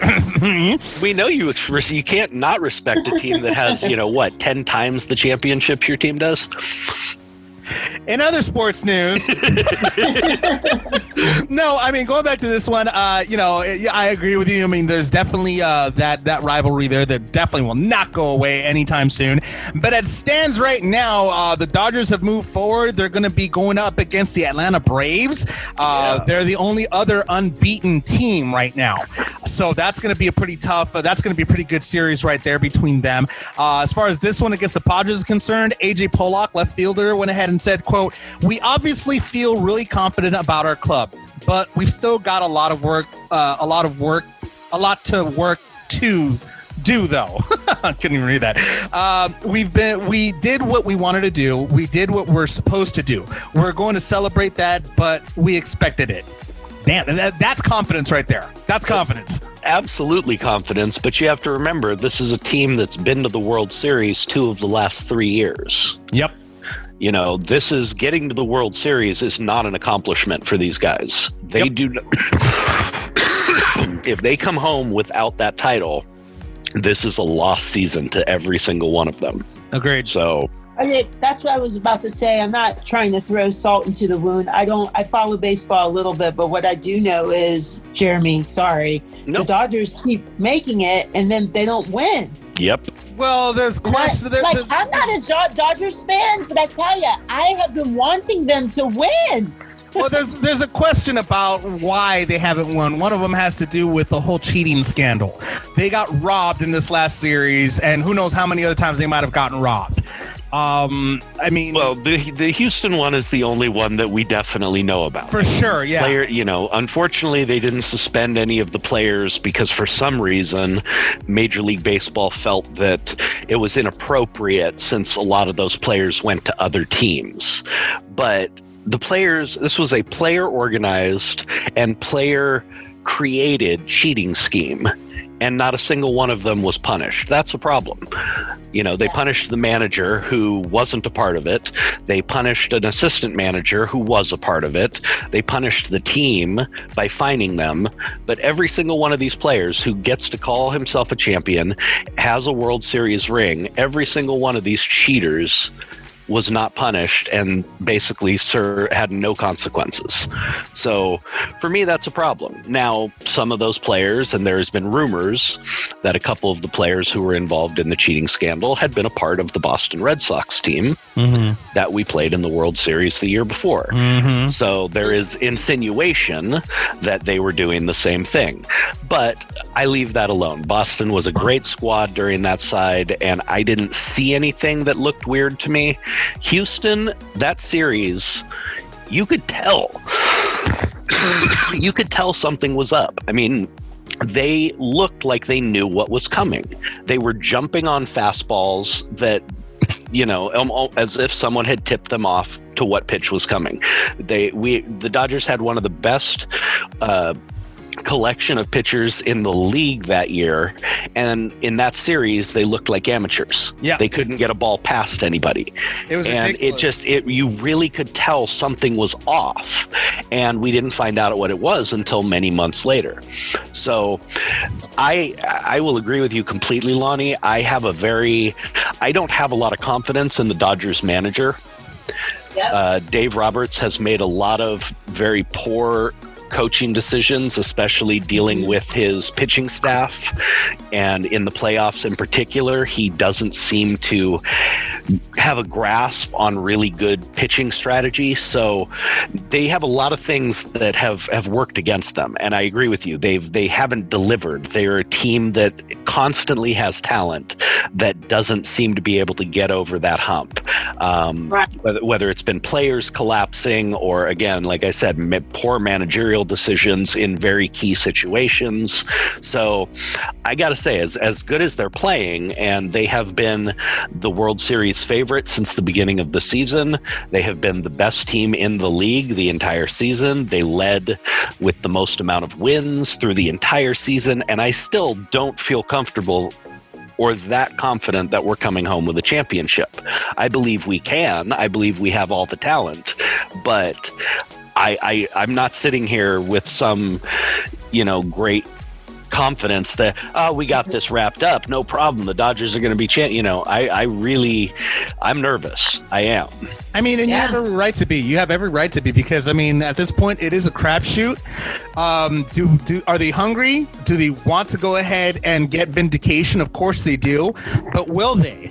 That's the real question. I mean, you have other teams, because we've been focused on the Dodgers getting vindication, but we also forget that there are other teams that are hungry for that title as well. I mean, you got Atlanta that's right there, ready to pounce. Oh, Atlanta has been one of the most up-and-coming teams in the National League for about 3 years now. So getting to this point, I mean, they're the team that everybody's been waiting to dethrone the Dodgers in the National League. For about the last 3 or 4 years, all the pundits, all the reporters, everybody has been saying this could be the year. These guys have a lot of young talent. They're a great squad.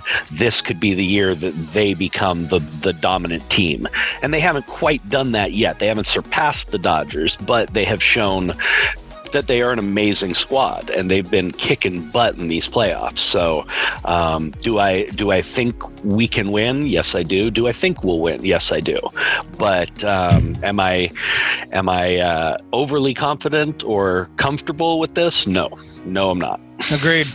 But I guess we'll just have to wait and find out on that one, see what happens. The next game is going to be, I believe, next Thursday. The next game between Dodgers and Atlanta Braves. So we'll keep an eye out on that one.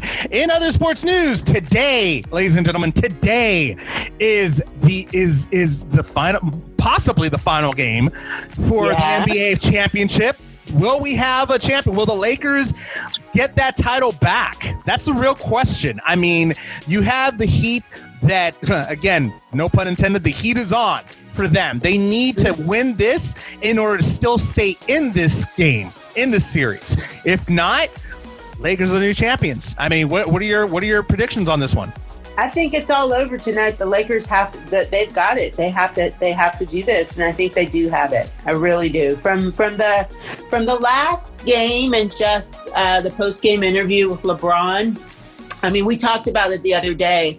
There's just a certain leadership maturity about him even more now, and just the chemistry between him and Anthony Davis and just all of them. I think they've got it. I think they're going to win tonight. I got to agree with you there, Lonni. I said originally that I thought the Lakers would take it in 5. And as we've said many times on this podcast, they are playing for a reason.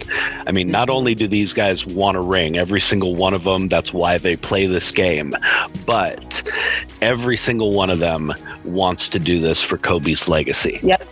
Every single one of them. And LeBron has talked about what an inspiration Kobe was in his life. Kobe was the player who inspired him the most when he was in high school. He was the player that he modeled himself after coming out and wanted to be that guy who came right from high school to the NBA just like Kobe. You know, this is a very personal thing to him and a very personal thing to all the Lakers. You know, this is a team that has a history and a legacy that is unlike almost any other in sports. And again, to take a player of Kobe's stature, of his the love that the fans have had for him over the years, and to have him be taken away, I think it's something you always hear teams playing. You know, if somebody dies during the season, they lose a teammate, it's not uncommon for people to rally around that and to win one for that player. But for the Lakers, where the history of these legendary players means so much, the legacy has been so important, it almost carries more weight. And I honestly believe the players understand that. I think that's what's driving them. As good as Miami is, and they're a great squad, LeBron has said in every single interview that this is the squad that scared him the most because they are so well coached, because they're so gritty. He knows them all personally, you know, and I believe they're one of their coaches, who's one of their main defensive coaches, was one of his assistants in Cleveland. And it's one of the coaches he still calls one of the best defensive coaches he ever had. So the Lakers are not taking them lightly. They have a very deep respect for this team, and they know what they're capable of. And I believe that's why there won't be a letdown.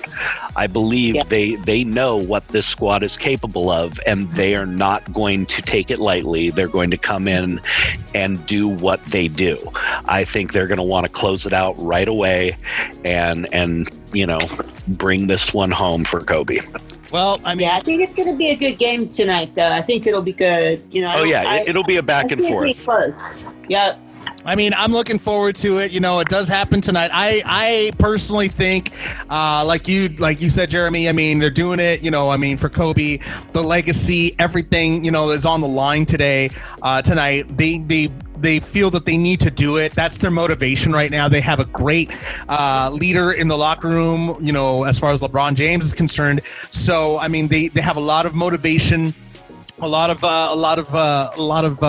positivity on their side. And so, to bring it back to the rivalry thing, the rivalry aspect, if and when the Dodgers win this championship, which could be, or Lakers win this championship, which could be tonight, they would then tie the Boston Celtics for 17 championships, the most of any team in the league. So again, if you want to talk rivalry, this would once again be us as Laker fans getting to say, yeah, Boston, when were all those championships? How long ago? Exactly, man. Wow. That's something right there that is very important to Lakers fans. Absolutely. To Lakers fans, yeah. I mean, because I can't stand the Boston Celtics. I respect them. They're a great team, great organization, but man, some of the fans, they love throwing it in our faces all the time. Oh, we got more championships than you do. Well, guess what? Now you don't. And we'll see tonight. Hopefully tonight. Exactly. So make sure you check it out. It's going to be on ABC. Tip-off, I believe, starts at 7 p.m. Pacific Standard Time. So make sure you check out that. Make sure you check your local listings in the event that I'm wrong, which, you know, as Jeremy will test to, is very possible. There he goes. I didn't even have to say. I didn't have to finish. He was already there. He was already ready to go. You know I'm going to jump in with it. Exactly. So make sure you check that out. NBA championships. Who's going to win? Are the Lakers going to go ahead and go home with the title tonight, or is there going to be another game? We'll find out tonight, so check that out. Coming up next in video game news, Nintendo has decided to build a Super Nintendo World that plans to open in the spring 2021 at Universal Studios Japan. We'll talk a little bit about that. But first, here is Quest Cross and Ian Thomas's Money right here on the Xander Effect.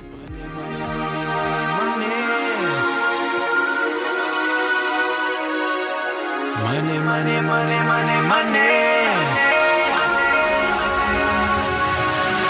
Money comes and goes, but you will stay right here. Diamonds are beautiful, and we gon' shine that bright.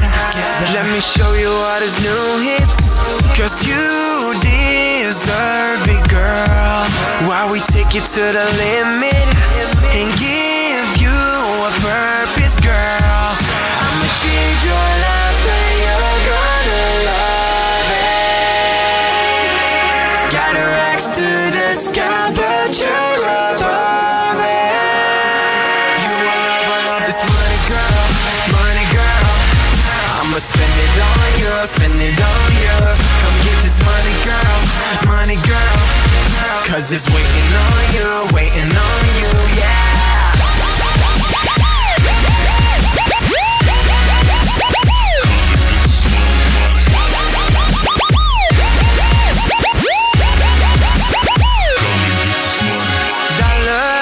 On the floor, and you can live that life.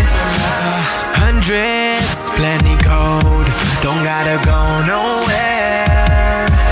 Let me show you what is new hits, cause you deserve it, girl. While we take you to the limit and give you a purpose, girl. I'ma change your life and you're gonna love it. To the sky, but you're above it. You will love this money, girl, money, girl. I'ma spend it on you, spend it on you. Come get this money, girl. Cause it's waiting on you, yeah.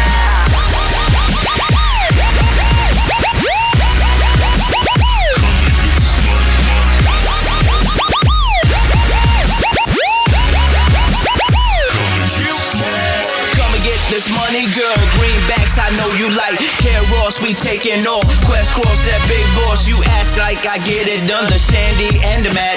We're in Switzerland, off in Antwerp like that. Where those diamonds are at. My wing hop flights, no risk. If it's TSA, walk right through there like who's this? Man, I'm global around. That means international band. You keep counting up those pounds. You keep acting like wow. Change your life and you're gonna love it.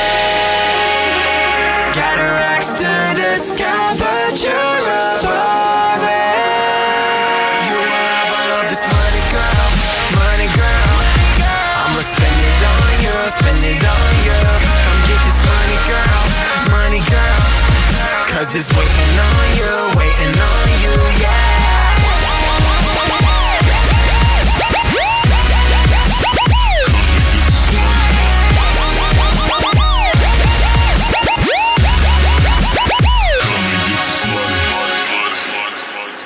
Guys, this is Ariane Celeste. This is Larry Neymar, the founder of E! Entertainment Television. Hi, this is Maricela Cornejo. Hey, how's it going? This is Polo Molina. Hey, yo, what's up? This is the Xander Effect, and I am the DJ KID, the Kick the Creek. Welcome to the place to be.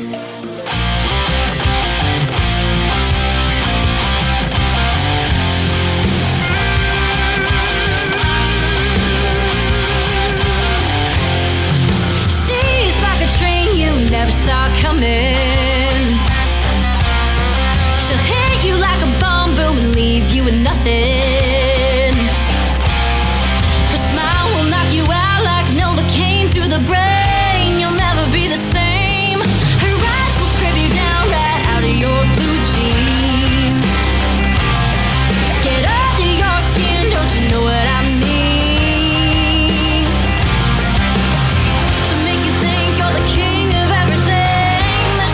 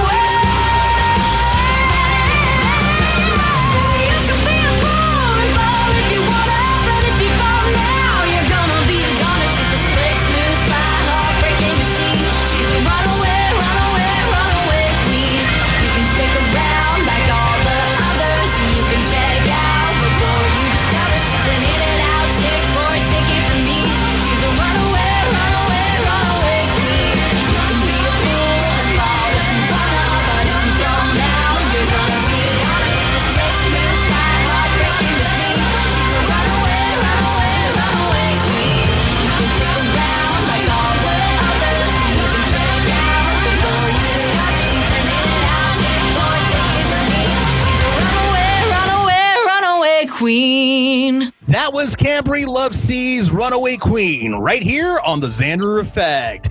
In video game news, looks like Nintendo Corporation is opening up a Super Nintendo World attraction at Universal Studios Japan, and they plan on opening it spring 2021. Now, this story came out a couple of days ago, actually, but I'm bringing it up because I didn't get a chance to bring it up on the last episode of the Xander Effect. I saw this, and man, I'm really excited about this. They actually created a whole Super Nintendo world with a bunch of Super Mario stuff, and oh my god, I saw the tweet that they posted, and it looks amazing. Why can't they put that? Why can't they bring that here to Universal Studios Hollywood? Come on. They have the whole Harry Potter thing, but they can't bring Super Nintendo here. Come on now. Right. I bet you it's going to be super dope. The only reason I say, I'm not even that big into video games, but I've been to Tokyo before, and I've been to Tokyo Disneyland. Japan, they know how to do things. So I bet you it's going to be really, really nice. Well, I would be dying to see it. I know I didn't get to go while I was there, but Disney Japan as well as Disney Shanghai are the two most technologically advanced Disney parks in the world. And from what I've been told, the animatronics at Disney Shanghai are so realistic and so amazing, it will blow your mind. So, I would be very interested in seeing how they do this. And on the point of them doing it here, I don't think they could. As much as I think some people would love it, it's too niche for the States. There's lots of gaming fans, but it's not a cult like it is in Japan. Yeah, you're right about that. Definitely, because gaming practically was born in Japan. Exactly. Much. I mean, it does. It has a cult-like following in Japan. It's a way of life. So I just don't think you could sustain that in a big park in the States. I think it's a little too niche for that. I guess it's just the gamer in me wishful thinking over here. I'm like, come on, bring it over here. It'd be cool to be able to be like Super Mario and just jump on these blocks and then just hit them and have a mushroom pop out or something. That'd be pretty awesome. I mean, you're talking about mushrooms and parks.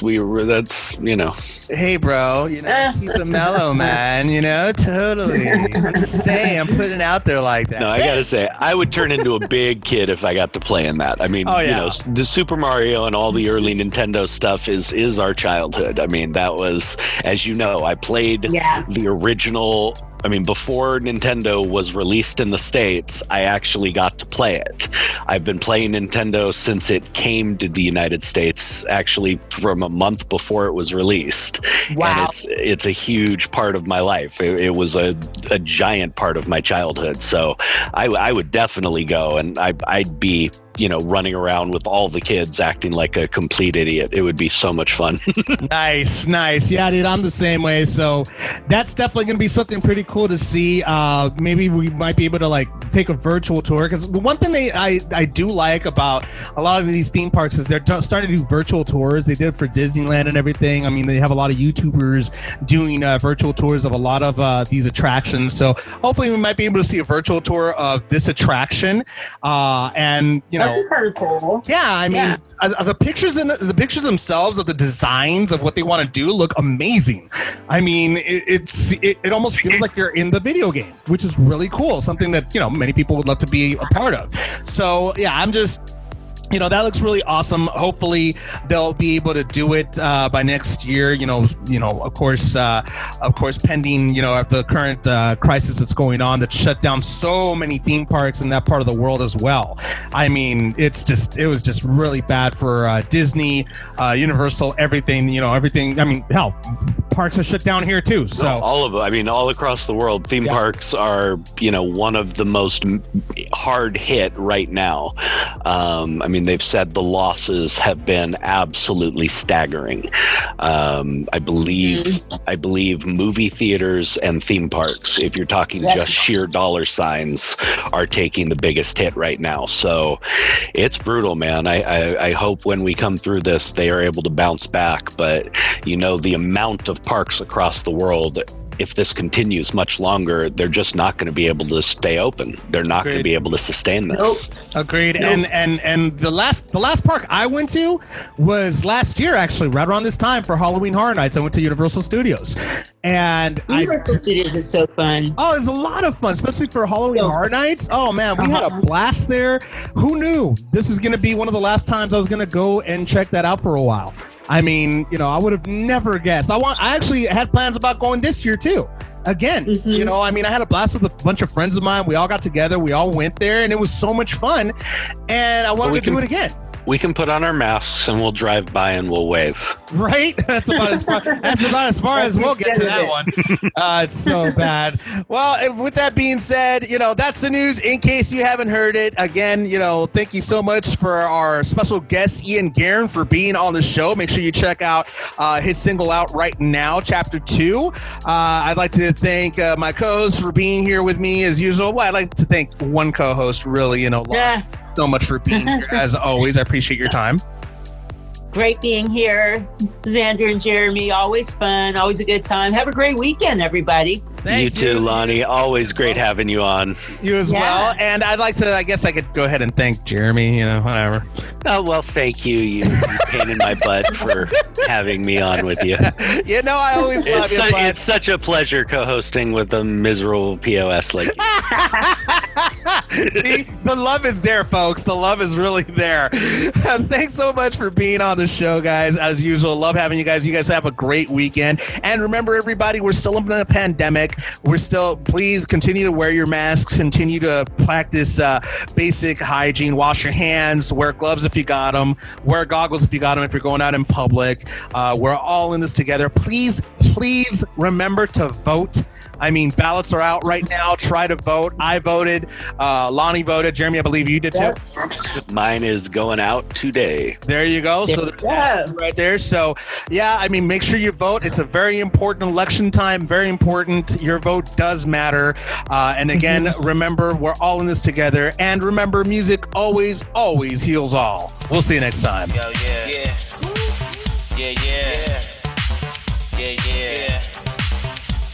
Yeah, I was like open them up. Sure that she's talking and open them up.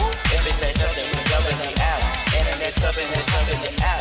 And then it's got it, it's part of this something we got it. Something that's what we got it. And then we done it, we showed it. And it says something, we open it out. The Xander Effect is powered by 50/50 Global Music Inc., Sony Music The Orchard, and BMG Bertelsmann. In association with Art 19 Media.